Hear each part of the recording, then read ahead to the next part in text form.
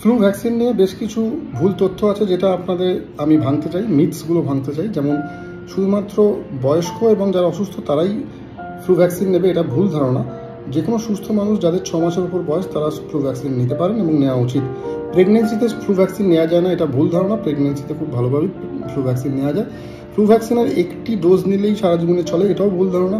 Flu virus প্রত্যেক বছর স্ট্রেনের পরিবর্তন করে, তাই প্রত্যেক বছর ফ্লু ভ্যাকসিন নেওয়া উচিত আমাদের। ফ্লু হলো একটা খুব সাধারণ সর্দি কাশির এবং এটা অ্যান্টিবায়োটিক খেলেই সেরে যায়, তাই ফ্লু ভ্যাকসিন নেওয়ার দরকার হয় না, এটা একদম ভুল। কারণ ফ্লু থেকে খুব মারাত্মক অসুখ হতে পারে এবং হাসপাতালে ভর্তি হওয়ার প্রয়োজন হতে পারে, এবং অ্যান্টিবায়োটিকে এটা সারে না, এটা কিন্তু ভাইরাসজনিত, তাই ফ্লু ভ্যাকসিন নেওয়া খুব প্রয়োজন। আর ফ্লু ভ্যাকসিনের সাইড এফেক্ট খুব বাড়াবাড়ি, এটা একদম ভুল। ফ্লু ভ্যাকসিনের কিন্তু খুব হালকা সাইড এফেক্ট হতে পারে, তাও সবাইকার হয় না, তাই মিথসগুলো থেকে দূরত্বে থাকুন।